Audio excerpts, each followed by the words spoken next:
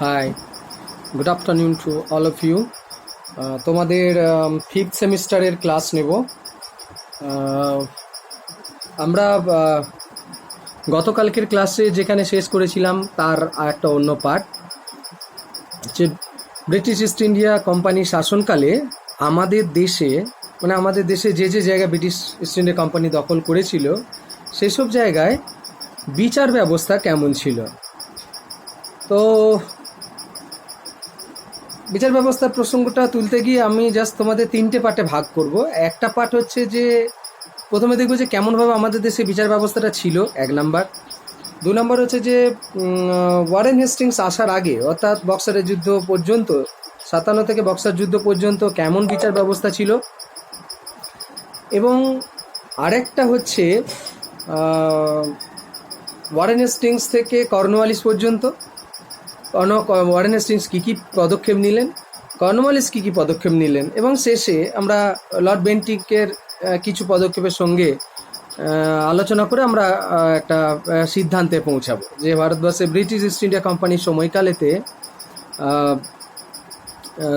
তোমাদের কেমন শাসন ব্যবস্থা প্রচলিত ছিল।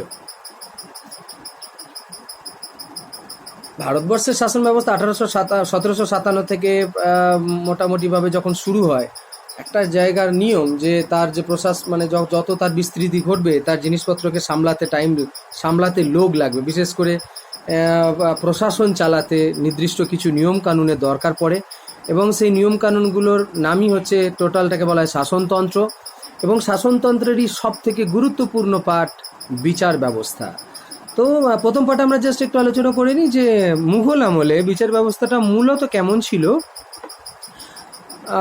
মুঘল আমলে আমরা সবাই জানি যে মুসলিম যে নিয়ম এবং লোকাল যে হিন্দু নিয়ম অনুযায়ী আমাদের দেশে বিচার ব্যবস্থাগুলি পরিচালিত হতো। আর যেটা মুসলিমদের যারা ধর্মীয় পণ্ডিত ছিলেন তারা ব্যাখ্যা দিতেন, এবং হিন্দুদের ব্রাহ্মণরা ব্যাখ্যা দিতেন, যার ফলে সেভাবে আমাদের দেশের ফৌজদারি এবং যে দেওয়ানি সংক্রান্ত আইনগুলি পরিচালিত হতো। বাংলায় যে সিস্টেমটা ছিল সেটা হচ্ছে, মুর্শিদাবাদে যেহেতু আমাদের নবাবরা ছিলেন, এবং এই নবাবদের সময়কালে একটি আদালত ছিল, ওখানে হচ্ছে সদর, যেটাকে বলা হতো নিজামত, যেটাকে আদালত বলা হচ্ছে, এবং তার যে হেড হতেন সেটা নায়েব নাজিম বলা হতো। তিনি সমস্ত ফৌজদারি বিষয়টা দেখাশোনা করতেন। তার আদেশে মোটামুটি গোটা বাংলায় বিভিন্ন জায়গায় যে বিচার কার্য সম্পন্ন হতো, মোটামুটি তিনি সব বিষয়ে, সমস্ত বিষয়ে খবরাখবর বা তিনি রাখতেন। মোটামুটি তার তার তার মানে নির্দেশেতে সব কিছু হতো, তত্ত্বাবধানে।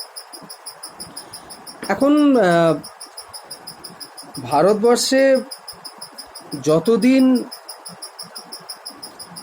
মুঘলরা ছিলেন এবং বাংলার নবাবরা ছিলেন, ততদিন পর্যন্ত আমাদের দেশে তো সিস্টেম এরকমই চলে আসছিল। তারা, তবে একটা কথা পরিষ্কার হচ্ছিল যে ভিন্ন ভিন্ন জায়গায় কিন্তু এটা ব্যক্তিগতভাবে একটা প্রভাব পড়ছিল। যেমন ধরো, যে এলাকায় হিন্দু প্রধান বেশি বা মুসলিম প্রধান বেশি, যদি পরিচিত লোক থেকে থাকেন সেক্ষেত্রে একটা প্রভাব তো পড়ছিলই বিচার ব্যবস্থাতে, মানে पार्शियलिटी। तो आज का जो क्लास हो रहा है वो है कि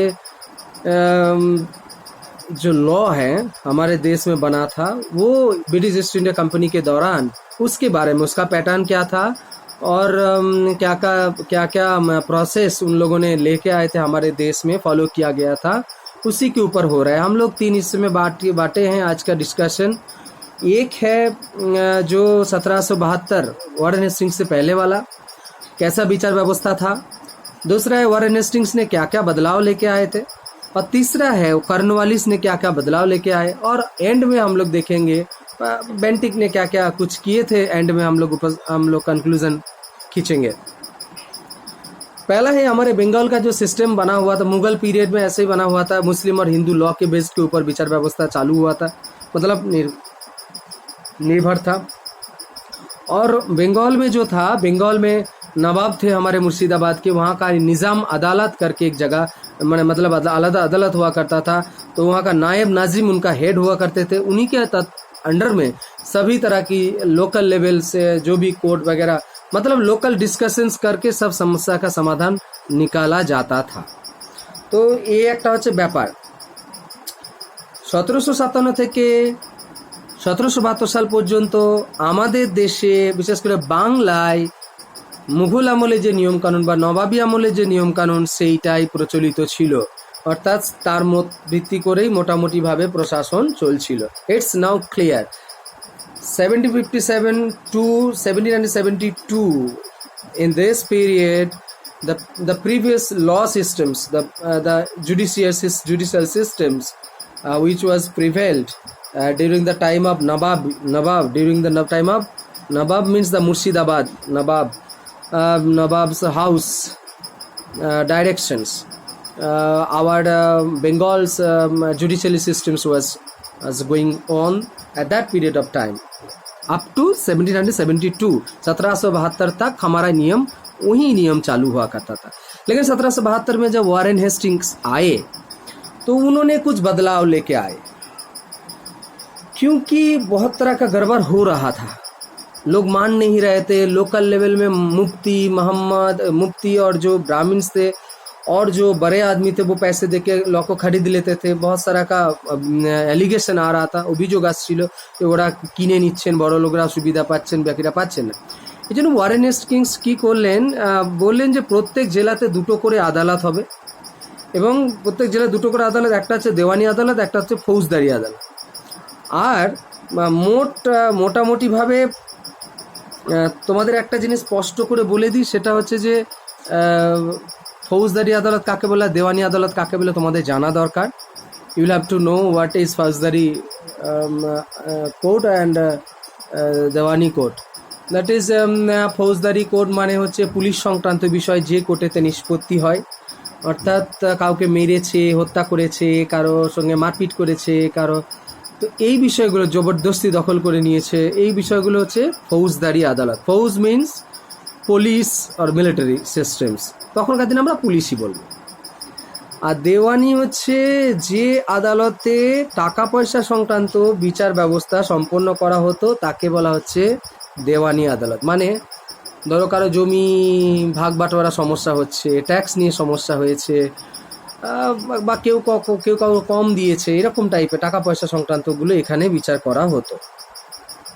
এবং যেটা ওয়ারেন হেস্টিংস, যেটা মানে আমাদের দেশে এই যে দেওয়ানি এবং ফৌজদারি আদালতের যে সিস্টেমটা, সেই আদালতের সিস্টেমটা বলা হচ্ছে যে মোটামুটিভাবে কিভাবে পরিচালিত হবে ওয়ারেন হেস্টিংস ঠিকও করে ফেলেছিলেন। তোমাদের গত কিছুদিনের একটা ক্লাস নিয়েছিলাম, তখন আমি বলেছিলাম যে ওয়ারেন হেস্টিংস আমাদের দেশে এসে একটা নির্দিষ্ট স্ট্রাকচার গঠন করার চেষ্টা করেছিলেন এবং প্রাথমিকভাবে এগুলো চালু হচ্ছে কিসে বলতো, ব্রাহ্মণ হিন্দু ল। আচ্ছা তোমাদের বলে দিই যে ফৌজদারি সিস্টেম যেটা ছিল, সেই ফৌজদারি সিস্টেমটা মোটামুটিভাবে বলা হয়েছিল যে মুসলিম যে ল সেই ল অনুযায়ী হবে। আর যেটা দেওয়ানি সিস্টেম ছিল, আচ্ছা ফৌজদারি সিস্টেমের একটা পার্টের ভাগ ছিল, যেমন ধরো বিয়ে, সম্পত্তি ভাগ বাটোয়ারা, বিবাহ বিচ্ছেদ, এইসব বিষয়গুলো বলা হয়েছিল হিন্দু ল অনুযায়ী হবে। এই হিসেবেই মোটামুটি প্ল্যান করা হচ্ছিল যে এই অনুযায়ী আদালতগুলো চলবে।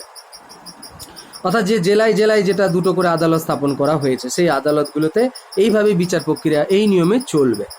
এখন ব্রিটিশ ইস্ট ইন্ডিয়া কোম্পানি অর্থাৎ ওয়ারেন হেস্টিংস এসে যেটা করার চেষ্টা করলেন, যে তিনি স্পষ্ট দেখতে পাচ্ছেন যে ওখানে যদি এই নিয়ম প্রচলিত হয় তাহলে ব্রাহ্মিনস আর আমাদের যে মুসলিমস এবং আমাদের দেশের যে হিন্দু এবং আমাদের দেশের যে মুসলিম নিয়ম কানুন কিন্তু ব্রিটিশ সরকারের বা ব্রিটিশ ইস্ট इंडिया কোম্পানির লোকেরা প্রভাবিত হচ্ছেন।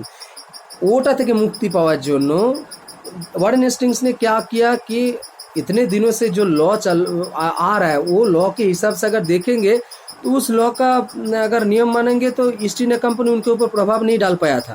ईस्ट इंडिया कंपनी वालों को हमारे देश के जो लॉ बना हुआ करता था उसी के ऊपर चलना पड़ता था, वो ख़त्म करना चाह रहे थे वारेन हेस्टिंग। इसीलिए वो नया सिस्टम 1772 से 1781 तक ऐसे ही उन्होंने सिस्टम डाला, नया सिस्टम को क्रिएट करने की कोशिश किए। और उन्होंने क्या किया, बोला कि इस अदालत में जो भी इंग्लिश स्टाइल का होगा वो होगा इंस्पेक्टर, मतलब जो कलेक्टर मतलब डीएम जो होते थे वहाँ का डीएम, तो वो डीएम लोग का मतलब देवानी আদালত, जो দেওয়ানি টাকা পয়সা সংক্রান্ত আদালতের বিচার করবেন কালেক্টররা। এবং আর বিবাহ সংক্রান্ত সম্পত্তি নিষ্পত্তি সংক্রান্ত যদি কিছু হয় সেটা খ্রিস্টান নিয়ম অনুযায়ী হবে। অর্থাৎ ইস্ট ইন্ডিয়া কোম্পানির ওয়ারেন হেস্টিংসের সময়কালে এই ব্যবস্থাটা কিন্তু নেওয়া হতে शुरू হলো। অর্থাৎ একটা দিক থেকে ভারতীয় যে নিয়ম कानून वो जो हमारे जो ट्रेडिशन थे वहाँ से कुछ छोड़ के मुक्ति पाने की कोशिश शुरू हो गया ईस्ट इंडिया कंपनी में। इसलिए क्या कर रहे हैं, जब भी विवाह विच्छेद जो होगा और जो लॉ होगा, संपत्ति का डिस्ट्रीब्यूशन हो या अपना अपना प्रॉपर्टी राइट्स जिसको देना है नहीं देना है, तो इसको पूरा हिंदू लॉ और मुस्लिम लॉ को छोड़ दिया जा रहा था। मतलब वो पूरा क्रिश्चियन स्टाइल, बिशप जो जहाँ पर रहते थे तो वहाँ पर अदालत ठीक किया जाता था। वो उसके ख्रिस्टान जो नियम कानून था খ্রিস্টান নিয়ম অনুযায়ী চালু করার একটা প্রবণতা মানে প্ল্যান তৈরি করা হয়েছিল। এবং এই সমস্ত বিষয়টা জেলার যে দেওয়ানি আদালত, যে দুটো আদালতের কথা বলা হচ্ছে সেটা দেখার জন্য এবার কারা থাকছেন, এখানে একজনকে নিয়োগ করা হচ্ছে এবং সেটা তিনি হচ্ছেন সম্পূর্ণ ডিএম, অর্থাৎ আমরা যদি বলি এখনকার দিনে ডিস্ট্রিক্ট কালেক্টর, অর্থাৎ রাজস্ব সংগ্রাহক, তিনি বিষয়টা দেখতে চাইছেন। এবং কি আর একটা কি সিদ্ধান্ত নেওয়া হলো, যে মুর্শিদাবাদে ওখানে সদর নিজামত আদালত ছিল, ডাইরেক্ট সব থেকে বড় আদালত আমাদের বেঙ্গলে, ওখান থেকে কলকাতাতে নিয়ে চলে আসা হলো। এবং একটা এবং মূলত মোটামুটিভাবে ওটা তো গেল দেওয়ানি সংক্রান্ত বিষয়, ফৌজদারি বিষয়টা ওয়ারেন হেস্টিংস নিজেই মোটামুটিভাবে দেখতে লাগলেন বা মোটামুটিভাবে তিনি সিদ্ধান্ত নিলেন। এখন যে হেস্টিংস এবং তার যে প্ল্যান মানে আগামী যে প্ল্যান, হেস্টিংসের যে প্ল্যান, সেই প্ল্যান অনুযায়ী তিনি আরও কিছু ডিভিশন আনার চেষ্টা করছেন লকে, যাতে করে লোকাল লেভেলে পৌঁছে দেওয়া যায়।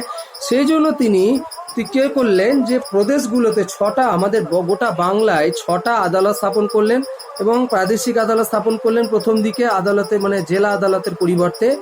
আর 18টা ছোট্ট ছোট্ট মফস্বল আদালত তিনি স্থাপন করার চেষ্টা করলেন। আর একজন করে গভর্নমেন্ট অফিসিয়াল যারা ছিলেন, যারা ধরো পঞ্চায়েত এলাকা মানে সদরের হেড, যারা ব্লক লেভেল আমি যদি এখনকার দিনে বলি বা ডিএম বলি, তাদেরকে ওইসব আদালতের হেড বানিয়ে দেওয়া হলো এবং তাদেরকে বিচারক হিসেবেই দেখা হতে লাগলো।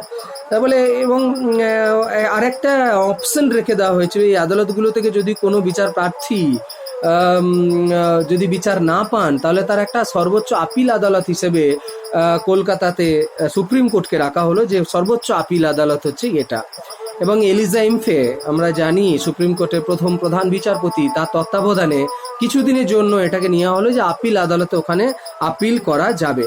এবং যদিও 1773 সালের পর আপিল আদালতের মানে এখতিয়ার নিয়ে নানান ধরনের প্রশ্ন উঠতে থাকে এবং প্রশ্ন ওঠার কারণে যার ফলে যে সুপ্রিম কোর্ট কেন এখানে দখলদারি করবেন, তো সেই জন্য সুপ্রিম কোর্টের যে কাজ কেবলমাত্র কলকাতা এবং তার যে ফোর্ট উইলিয়াম দুর্গ সেই এলাকার মধ্যেই সীমাবদ্ধ হয়ে পড়ল এবং সেখানে সুপ্রিম কোর্টের যে তদারকি দায়িত্বটা আস্তে আস্তে কমতে লাগলো। তাই দেখুন মোটামুটি 1781 সালের কিছু আচরণবিধির আগে তৈরি হওয়া পর্যন্ত এই সিস্টেমটা চলছিল। অর্থাৎ আমি যে ফাংশনটা বললাম, তাহলে 6টা প্রাদেশিক আদালত এবং তার সঙ্গে 18টা মফস্বল আদালত স্থাপন করা হয়েছিল পুরো সিস্টেমটাকে চালু করার জন্য। আমি আবার বলছি, এখানে কিন্তু ব্রিটিশ ল চালু করার চেষ্টা হচ্ছে। কিছু কিছু বিষয়ে ব্রিটিশদের যে নিয়ম কানুন, সেই নিয়ম কানুন এই লগুলো হিসেবে বিচার ব্যবস্থা চালানোর চেষ্টা হচ্ছে। এখন ওয়ারেন হেস্টিংসের ক্ষেত্রে যেটা একটা দেখা দিচ্ছে, যে একটা তো আচরণবিধি চাই, নির্দিষ্ট নিয়ম, একটা নির্দিষ্ট আদালতগুলো যে চলবে তার একটা ফ্রেমওয়ার্ক চাই এবং সেই ফ্রেমওয়ার্কটা গঠন হবে কি, সেই জন্য ওয়ারেন হেস্টিংস, আমি তোমাদের একদিন একটা ক্লাস নিয়েছিলাম, সেই দিন আমি বলেছিলাম যে তিনি 11 জন পণ্ডিত, আমি মনে হয় 12 জন বলেছিলাম নাকি জানি না, মনে পড়ছে না, 12 জন নয় 11 জন। তো হিন্দু ব্রাহ্মণদের 11 জন এবং মুসলিমদের 11 জন, টোটাল আলাদা আলাদাভাবে তিনি বসছেন। এবং 1708 মোটামুটিভাবে 76 সালে তিনি মুসলিম 11 জন ব্রাহ্মণকে নিয়ে হিন্দু ব্রাহ্মণদেরকে নিয়ে তিনি হিন্দুদের যে ল রয়েছে সেগুলোকে ট্রান্সলেট করাচ্ছেন। এবং এইখানেতেই তো সেই টেক্সটটা রচিত হয়েছিল, নাথানিয়াল ব্রাসি হালেদের 1776 সালের বিখ্যাত বই যা জেন্টু ল। এই টেক্সটটাই তো প্রথমে লটাকে ইংলিশে ট্রান্সলেশন করা হলো। এবং মুসলিমদের জন্য 1778 সালে, ওটা হচ্ছে তাহলে 1776, এটা হচ্ছে 75 সালে হিন্দু আইনগুলোকে নিয়ে করা হলো সংকলন, আর এটা হচ্ছে 78 সালে মুসলিমদের 11 জন আবার অনুরূপভাবে মুসলিমদের মুসলিমদের মৌলবীদেরকে নিয়ে তিনি মুসলিম যে নিয়মগুলো প্রচলিত রয়েছে সেগুলোকে নতুন করে সেট করার চেষ্টা চালালেন। অ্যাকচুয়ালি এই যে মুসলিমদের যে নিয়ম কানুন এবং হিন্দুদের যে নিয়ম কানুন এগুলোকে তিনি নিলেন সঙ্গে, কিন্তু কোর্টে যিনি বিচার করছেন তিনি কিন্তু ইউরোপিয়ান, ওখানে রাখা হয়েছে। এবং ওয়ারেন हेस्टिंग्स এগুলো কেন করেছিলেন? वारेन हेस्टिंग्स का मतलब ही यही था कि धीरे धीरे भारतीय जो विचार व्यवस्था थे वहाँ से जो सिस्टम बना हुआ था भारत का अपना, वो वहाँ से निकल के ब्रिटिश ट्रेडिशन लेके आना, ब्रिटेन का ट्रेडिशन लेके आना, यही कोशिश में लगे थे। एवं पूरा प्रशासन अगर सही ढंग से चले या नियम के अनुसार चले, यही कोशिश थी वारेन हेस्टिंग्स की, মানে শৃঙ্খলা পরায়ণ একটা প্রশাসনকে চালানোর জন্য তিনি ব্যবস্থাটা গ্রহণ করেছিলেন। ওকে, এরপর আমাদের দেশে আমরা জানি যে ওয়ারেন হেস্টিংস চলে যাচ্ছেন এবং বড় বিখ্যাত গভর্নর জেনারেল আসছেন, তিনি হচ্ছেন লর্ড কর্নওয়ালিস। অলরেডি লর্ড কর্নওয়ালিসের নাম তোমরা পড়েছ। লর্ড কর্নওয়ালিস চিরস্থায়ী বন্দোবস্তের জন্য বিখ্যাত হয়ে রয়েছেন। 1793 সালে কর্নওয়ালিস যখন দেওয়ানি বিচার বিভাগ এবং যখন তিনি আসছেন এবং চিরস্থায়ী বন্দোবস্ত 93 সালে হচ্ছে, এবং তারপরে তিনি একটা সিস্টেম ভারতবর্ষে চালু করছেন যে এতদিন পর্যন্ত দেওয়ানি আদালত এবং বিচার বিভাগীয় আদালত একটা জায়গাতেই হতো, অর্থাৎ এবং সমস্ত যেন অফিসাররা তারা একই কাজ করতেন, অনেক সময় ক্ষেত্রে দেখা গিয়েছে, এতে সমস্যা হচ্ছিল, समस्या हो रहा था। देवानी और फौजदारी जो भी ऑफिसर्स थे, इंग्लिश ऑफिसर, वो लोग एक ही काम कर रहे थे। तो ये डिवीज़न तोड़ने के लिए लॉर्ड কর্নওয়ালিস ने क्या किया, 1793 সালে তিনি বললেন দেওয়ানি বিচার বিভাগের দায়িত্ব এবং রাজস্ব আদায় করা, অর্থাৎ রাজস্ব আদায় করা থেকে ফৌজদারি বিষয় আদালতটাকে আলাদা করে দেওয়া হলো। অর্থাৎ जो लोग फौजदारी में रहेंगे फौजदारी में रहेंगे और जो लोग देवानी में रहेंगे देवानी में रहेंगे। অর্থাৎ এখানে পুরো দুটো সিস্টেম, অর্থাৎ প্যারালাল যে দুটো আদালতের পার্ট সেটা ভাগ করে দেওয়া এবং অফিসিয়াল ভাগ হয়ে গেল। অর্থাৎ তিনি ভারতবর্ষের বিচার ব্যবস্থায় ফৌজদারি আদালত এবং দেওয়ানি আদালতকে সম্পূর্ণ আলাদা করার কথা ঘোষণা করলেন।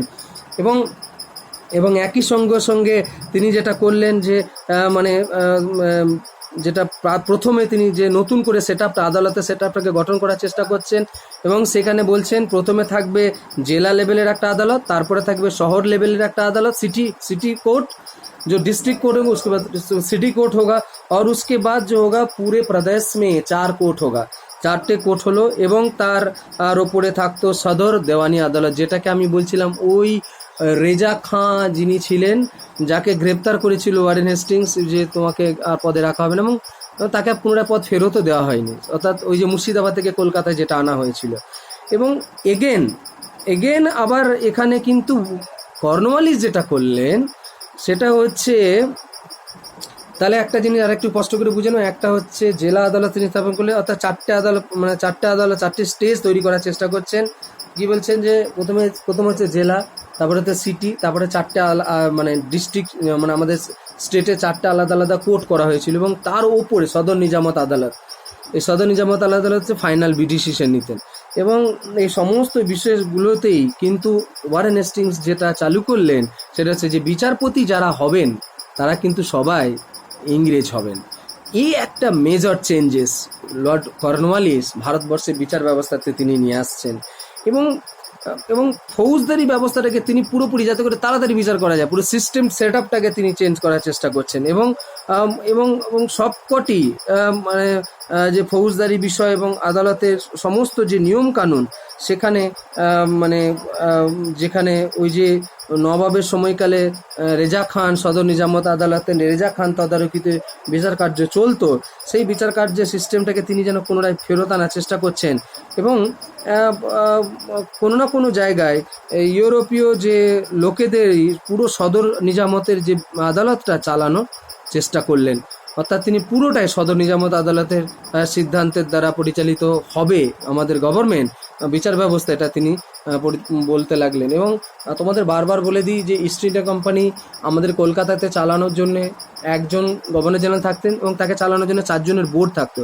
ওটাকে বলা তো বোর্ড অফ ডাইরেক্টরসও কখনো প্রথম বলা হয়েছে, মানে বোর্ড অফ কাউন্সিল বলা হয়েছে। তো কাউন্সিলের 2 জন সদস্য এবং গভর্নর জেনারেল ওই সদর নিজামত আদালতটাকে চালানোর সিদ্ধান্ত নিলেন, অর্থাৎ আমাদের কলকাতায় সেটাকে নিয়ে আসা হলো। এবং পুরো বিষয়টাতে যাতে করে হায়ার পোস্টগুলোতে কলকাতার লোকেদের, মানে আমাদের দেশীয় লোকেদের বাদ দেওয়া হয়, সেই ব্যাপারটা কিন্তু কর্নওয়ালিস নিশ্চিত করে দিলেন। অর্থাৎ ভারতীয়রা আর কোর্টের বিচারপতি হিসেবে থাকলো না, एकदम क्लियर, कोई भी इंडियन को नहीं रखा जा रहा है, जो कितना भी वकील हो जाए, कितना भी पास करने वाला हो जाए, वो नहीं रहेंगे। वह कॉर्नवालिस ये सिस्टम बना दिया, ল कर दिए। तो কর্নওয়ালিস ने 1795 সালে কোথায় কোথায় চালু হয়েছিল? বারাণসীতে 1795 বারাণসীতে। 1803 সালে আমরা জানি, 1799 সালে আমি তোমাদের পড়াবো, মহীশূর রাজ্য দখল করেছিলেন শ্রীরঙ্গপত্তমের সন্ধির মাধ্যমে টিপু সুলতান মারা যাওয়ার পর। তো 99 সালে মহীশূর, এবং আমরা জানি 1816 সালে মাদ্রাজে, এবং 1819 সালে বোম্বাইতে কর্নওয়ালিসের এই যে ল, এই চালু করার ব্যবস্থা তিনি করেছিলেন। এটা গেল কর্নওয়ালিসের সময়ে বিচার ব্যবস্থা। এরপর আমরা দেখি বেন্টিকের সময় বিচার ব্যবস্থা। অ্যাকচুয়ালি বেন্টিক ভারতবর্ষে খুবই নাম করা একজন গভর্নর জেনারেল হয়েছিলেন, এবং বলা হয় তাকে যে যতজন গভর্নর জেনারেল আমাদের দেশে এসেছেন, जितना भी हम लोग देश में गवर्नर जनरल आए, उनमें से वन ऑफ द बेस्ट। तो इनके टाइम में बहुत सारा सुधार हुआ था, चाहे वो एजुकेशन में हुआ था, चाहे वो लॉ में हुआ था, और बहुत सारा की सोशल रिफॉर्मेशन तो हुआ ही था। इनमें से है राममोहन रॉय जी का वो जो विडो रीमैरेज एक्ट, नहीं window not window remarriage, Sati systems 1829 Sati system उन्होंने ही एबलिश किए थे। तो ये ওয়ারেন হেস্টিংস যখন এলেন, ওয়ারেন হেস্টিংস 1833 সালে চার্টার অ্যাক্ট পাস হওয়া পর্যন্ত এই বিচার বিভাগীয় বিষয়গুলোকে অতটা গুরুত্ব দেওয়া হয়নি। তিনি এসে যেটা করলেন, তোমাদের তার আগে যেটা একটা কথা বলে দিই যে চার্টার অ্যাক্ট কি, প্রত্যেক 20 বছর অন্তর আমাদের দেশে ইংরেজ ইস্ট ইন্ডিয়া কোম্পানি আইন আসতো ইংল্যান্ড থেকে, এবং সেটা আমাদের দেশে প্রয়োগ করা হতো, এবং প্রয়োগ করে মোটামুটিভাবে সিদ্ধান্ত নেওয়া হতো যে কেমনভাবে আমাদের ভারতবর্ষ চলবে, ইস্ট ইন্ডিয়া কোম্পানি কেমনভাবে চালাবে। তো সেটার নামই ছিল চার্টার অ্যাক্ট। তো আমাদের দেশে 3টে চার্টার অ্যাক্ট সব থেকে গুরুত্বপূর্ণ। 1813 সালে একটা হয়েছিল, 1833 সালে হয়েছিল, 1853 সালে। 1813 সালে চার্টার একটা মানে one of the most important, কারণ ওই চার্টার অ্যাক্টেতেই ব্রিটিশ ইস্ট ইন্ডিয়া কোম্পানিকে শুধুমাত্র চা ব্যবসা ছাড়া বাকি আর কোনো ব্যবসাতে একচ্ছত্র আধিপত্য রাখার অধিকার দেওয়া হয়নি। অর্থাৎ ইস্ট ইন্ডিয়া কোম্পানি তো একটা কোম্পানি, তো এতদিন পর্যন্ত সবেরই ইস্ট ইন্ডিয়া কোম্পানি কর্তৃত্ব ছিল, যে তারাই ভারতবর্ষে ওইগুলোই ব্যবসা করতে পারবে, অন্য কোনো কোম্পানি করতে পারতো না। ইংল্যান্ডের ইস্ট ইন্ডিয়া কোম্পানির মতো ইংল্যান্ডে তো আরও অনেক কোম্পানি ছিল, হয়তো বড় নয় ছোট, কিন্তু ব্যবসায়ীরা তো ছিলেন, তারা ব্যবসা করতে পারতেন না ভারতে। সেই জন্য 1813 সালে একটা বলে দিল চা ব্যবসাটা তারা করতে পারবেন এবং বাকিগুলো করতে পারবেন। 1833 साले चार्टर एक्ट खूब भारत गुरुत्वपूर्ण, क्योंकि 1813 में जो हुआ था, चाय को छोड़ के बाकी सब बिजनेस में और कोई भी ब्रिटेन की कंपनी बिजनेस कर सकता है भारत में, ये बोला गया। और 1833 में जो हुआ था, बोला দেওয়া হয়েছিল যে চাটা যেটা রাখা ছিল চাটাকেও তুলে দেওয়া হলো, অর্থাৎ এখানে ওপেন করে দিল মার্কেট। বলে 1833 সাল অত্যন্ত গুরুত্বপূর্ণ। এবং 1833 সালের যে তার আইন সচিব টমাস ব্যাবিংটন মেকলে, এবং তাকে আদেশ দিয়েছিলেন যে আইন বিভাগগুলোকে ঠিক করার জন্য আইন কমিশন গঠন করা হয়েছিল, এবং 1837 সালে আইনগুলোকে বিধিবদ্ধকরণ করা শেষ করেছিলেন তিনি, যাতে করে একটা কোড অফ কন্ডাক্ট তৈরি করা যায়। এবং এটার মানে একটা যদি আমরা বলি যে ভারতবর্ষে যে আইন আয়োগ কমিশন, তো ওয়ারেন হেস্টিংস লর্ড বেন্টিক আমাদের দেশে তৈরি করে গিয়েছিলেন। এই কমিশনের একটা পদক্ষেপের কথা আমাদের সবাইকে মনে রাখা উচিত, যে তিনি বিচার ব্যবস্থাতে ভারতীয়দের প্রবেশের রাস্তা তিনি করে দিয়েছিলেন। এই কমিশনে কিন্তু মানে বলা হয়েছিল ভারতীয়রা কিন্তু পার্টিসিপেট করতে পারে, যেটা খুব ইম্পর্টেন্ট এবং খুবই ভাইটাল, কারণ ভারতীয়দের তো ওরা আগের যে গভর্নর জেনারেলগুলো তো সরিয়ে দিচ্ছিলেন, এখানে কিন্তু বলা হলো যে भारतीयों কিন্তু पार्टिसिपेट করতে পারবেন। That is most important things. यहाँ पर बोला गया है कि कोई भी भारत की जो जुडिशियल सिस्टम में भारत का भी कोई भी आदमी घुस सकता है, मतलब जो वकील हो सकता है, जज भी हो सकता है। हालांकि जज जो थे वो तभी तक भी जज यूरोपियन ही हुआ करते थे, लेकिन वकील लोगों को अंदर सिस्टम में आने के लिए बोला गया था, भारत के अगर होते हैं, वरना ज़्यादातर तो ব্রিটেন की लोग ही तो विचार करते थे। ওকে, 1837 সালে কাজ শেষ করা হয়েছিল যে আইন কমিশন, এবং এটা 1857 সালের আগে কিন্তু আর প্রয়োগ করা হয়নি, বানানোই হয়ে গিয়েছিল। এবং 1859 সালে এটা প্রথম চালু করা হয়েছিল এবং সেটা বলা হচ্ছে দেওয়ানি কার্যবিধি, কোড অফ সিভিল প্রসিডিওরস, অর্থাৎ দেওয়ানি সংক্রান্ত যে ল সেটা। এবং ভারতের দণ্ডবিধিতে চালু হয়েছিল 1860 সালে। আর 1862 সালে ফৌজদারি কার্যবিধি, ক্রিমিনাল প্রসিডিওর কোড, তাহলে একটা ফৌজদারি, একটা হচ্ছে একটা দেওয়ানি, আর একটা হচ্ছে ফৌজদারি। একটা হচ্ছে কোড অফ সিভিল প্রসিডিওরস দেওয়ানি, আর একটা হচ্ছে ক্রিমিনাল প্রসিডিওরস কোড। তো এটাতে 62 সালে, একটা 60 সালে, একটা 62 সালে আমাদের দেশে গঠন করা হয়েছিল। এবং মোটামুটিভাবে এই যে কমিশন এবং তার যে প্রস্তাব, যে বিচার ব্যবস্থার যে ল, সেটাতে একটা কথা পরিষ্কার, ये एक बात तुम लोग परिष्कार करके दिमाग में रख लो कि जो भी हेड हुआ करते थे जज, बोला गया जज कभी भी कोई इंडियन नहीं होगा, बता दिया, और कभी नहीं हुआ ऐसे, ये लॉ कमीशन में बताया गया था। और दूसरी बात ये है कि भारत में जो भी बहुत सारे ऐसे भी थे जो राजा थे, जो ब्रिटिश के अंडर में बना हुआ थे, तो वहाँ पर एक कमीशन कभी भी प्रयोग नहीं हुआ। ওখানে কিন্তু ভারত এই কমিশনের আইন প্রয়োগ হয়নি, কারণ ওখানে যারা রাজা হতেন, যারা ব্রিটিশদের তত্ত্বাবধানে স্বায়ত্তশাসীন রাজা হতেন, যেমন হায়দ্রাবাদের নিজাম ছিলেন বা অন্যান্য যারা চাটুদার করতেন আর কি, রাজার ইংরেজ ইস্ট ইন্ডিয়া কোম্পানি পিছন পিছন ঘুরে বেড়ানো যে সমস্ত রাজারা, তারা তো সেখানে কেবলমাত্র তাদের নিয়মকানুনই চালাতেন। ইস্ট ইন্ডিয়া কোম্পানির সেখানে বিশেষ করে প্রভাব ছিল, কারণ তারা তাদের কথা অনুযায়ী চলতেন।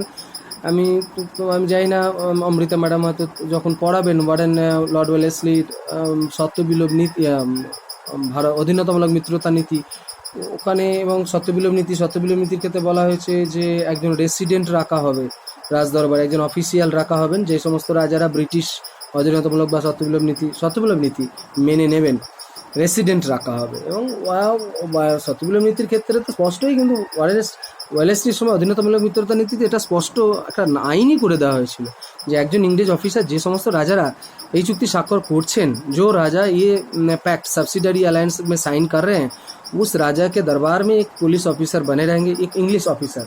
तो वो क्या करेंगे, वो राजा को कंट्रोल करते रहे। वहाँ पर राज दरबार में जब भी घटना घट रहे थे, पूरा लिख के British east India company officials को दे रहे थे। इसके लिए रेसिडेंट, उनको बोला जाता है रेसिडेंट। রেসিডেন্টরা থাকার কারণে ওই সমস্ত রাজাগুলোর ক্ষেত্রে ভারতবর্ষের এই যে আইন কমিশনের আইন, অর্থাৎ আমরা বললাম 1860-এর যে ভারতীয় দণ্ডবিধি, 1862 সালের যে फौजदारी दंडविधि, क्रिमिनल प्रोसीड्योर लॉ, और ये और कोड ऑफ सिविल प्रोसीड्योर, दोनों का नियम वहाँ पर लागू नहीं हो पाया था। और इसके चलते क्या हुआ कि लागू ना होने के कारण वहाँ पर अपना मनमर्जिया चलता रहा, अर्थात राजा लोगों का इन्फ्लुएंस बना रहा था। অর্থাৎ কিছু মানে রাজনৈতিক প্রতিনিধিরা থাকতেন এবং ইংরেজদের রেসিডেন্ট মানে তো ইংরেজ, তার ফলে তাদের তত্ত্বাবধানে এবং এই সিস্টেমগুলো পরিচালিত হতো। এখন কনক্লুশন আমরা যদি টানি, তো এই কথা বলতে পারি যে আমরা জানি 1857 সালে সিপাহী বিদ্রোহ হয়ে গেছে। কনক্লুশন যদি আমরা টানি, অন্তত একটা কথা, মানে আমি আমার তরফ থেকে যেটা বলতে পারি, আমরা যেটা পড়েছি, তোমাদের মাথাতেও আসতে পারে যে লগুলো আমাদের এতদিন ধরে মুঘল এবং নবাবী আমলে প্রচলিত ছিল, সেই আইনগুলো সম্পর্কে ভারতীয়রা পরিচিত ছিলেন। এটা তো স্পষ্ট কথা, মানে পুরনো যুগের যে নিয়মকানুন থাকলে পরিচিত ছিলেনই, কিন্তু যেগুলো এই ল কমিশনে বানানো হলো সেগুলো সম্পর্কে ভারতীয়রা অতটা অভিজ্ঞ ছিলেন না। এক তো ভাষার প্রবলেম ছিল, ইংলিশে সেগুলো হয়েছিল, এবং যেহেতু বড় বড় জাজ ছিলেন না ভারতীয়, সেখানে একটা বড় সমস্যা ছিল, সুবিচার পাওয়ার আশা ছিল না তাদের। যার জন্য কি হতো বলো তো, যেখানে বারবার অনেক দিন টাইম লেগে যেত একটা বিচার প্রক্রিয়া শেষ হতো, এবং যে কোনো লোকের দিকে বিচার চলে যেতে পারতো, যে যারা যোগাযোগ করছেন ব্রিটিশ অফিসিয়ালদের সঙ্গে, টাকা পয়সা দিতেন, তারা ভালো সুবিচার পেতেন, বাকিরা গরিবরা পেতেন না। এটা একটা সমস্যা এখনকার দিনেও রয়েছে, বড় লোকেরাই বিচার পায় আর গরিবরা স্বাদ পায় না। এবং ব্রিটিশ ইস্ট ইন্ডিয়া কোম্পানি কি বলছেন যে আমরা আপনাদেরকে শৃঙ্খলাবদ্ধ করতে চাই, এই জন্য আমাদের এই নিয়মকানুন মেনে চলা উচিত, এবং তারা যথেষ্ট এই আইনকে যাতে ভ্যালিড করা যায়, যথেষ্ট শারীরিক শক্তি, ফৌজদারি, যেটা মুঘল আমলে যে বিচার ব্যবস্থা প্রচলিত ছিল মূলত তো সেনাবাহিনীরও একটা বিশাল পার্ট ছিল, কারণ তারা তো ফোর্স করতে পারতেন। এখানে কিন্তু সেনাবাহিনী কিন্তু কোনো অবস্থাতেই সেনাবাহিনী কিন্তু এখানে অন্যতম গুরুত্বপূর্ণ ভূমিকা পালন করছেন। আমরা যদি পুরনো যুগে নানান ধরনের যে সিনেমা আছে সেই সিনেমাগুলো দেখি, সেখানে বুঝতে পারবো যে পুলিশ বাহিনীর দ্বারা কতটা, পুলিশ বাহিনী ছাড়া তো লকে রক্ষা করা সম্ভব নয়, তারাই তো বাঁচিয়ে রেখেছেন।